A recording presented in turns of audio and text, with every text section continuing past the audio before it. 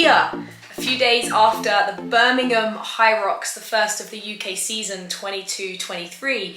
And I just really wanted to follow on from an Instagram live that I did to help those who are competing in Hyrox to really get some strategy right after the event. Because so many Hyrox athletes, so many athletes out there ranging from so many different sports, all experience at some point the post-competition lull, as I call it.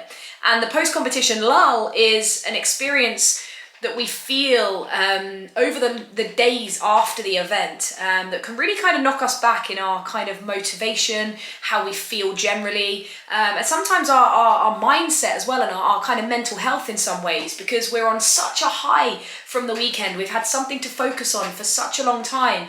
And then once all of that kind of, it's a bit like Christmas, I suppose. Once all of that is gone, it's like, whoa. Like you're just on this big come down, and we can actually, I've experienced it where I've spoken to athletes before, where we can actually start to feel quite low. So I just wanted to basically help with understanding that it is okay to feel that way.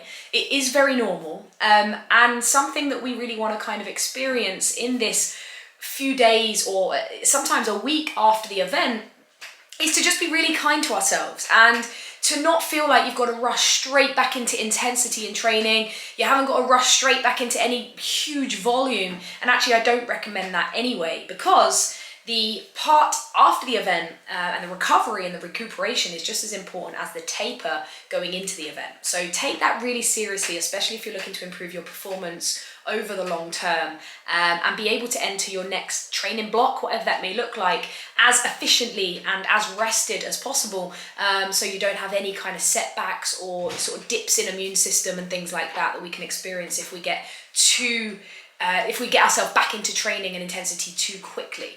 So that's just a tip coming off the back of your Hyrox events. I would definitely recommend to support this kind of lull that we can experience a few days after the event, to just do some things you enjoy, be outside as much as possible, get out in the fresh air and the sunlight, if we can say that in the winter here in the UK, and just do some activities in training that you enjoy, because you know the prep for Hyrox can be very sometimes repetitive, lots of running, lots of volumes of the components, wall balls and walking lunges and burpees. So just take yourself out of that for a little while, maybe just a week, and just do some things you enjoy. That could be that, you know, cycling a barbell, or actually going cycling, you know, going out hiking, doing a little bit of trail running, anything really that you just enjoy, that you can actually just take some pressure off and actually just, you know, sit with self and reflect on the event and things like that. So this is my tip for you coming off the back of an event. And the other thing that I will say, point number 3, is to really understand that our immune system can be quite suppressed.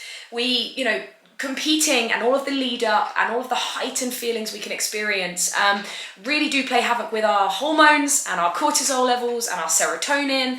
And so all of these different hormones, we really want to try to kind of let the body come down, okay? And we actually want to allow the body, so it's actually quite normal if we feel that lull, because we need to listen to that and allow the body to kind of come back into its parasympathetic state, because it's been so heightened, you know, for a long period of time, whether that's a week leading into the event, you've been feeling slightly anxious, and then the event itself is such a stressor on the body that it can really have sort of like negative effects on our immune system for a few days after the event. So I would definitely say that there's kind of a period of time after the event where we really need to think about nourishing foods, thinking about good sleep, good recovery tactics, maybe cold exposure, and just some active recovery, but not stressing the body out even more by training hard. So we want to kind of active recovery to get the blood flow going again, to get the body moving again, to get the mindset switched back in into sort of training mode, but not so aggressively that we're just kind of creating that additional stressor. So rest and recovery after Hyrox is very important. You are working at threshold for a long period of time, a lot like other sports out there. And so what you do in that few days after the event is so crucial to how well you now move into the next training block or training phase. So I hope this helps. I'm going to be doing so much more on YouTube, so I hope that you enjoy this. I'm going to be doing some, a lot around Hyrox, preparation, training, nutrition, mindset. I'm really going to be diving deep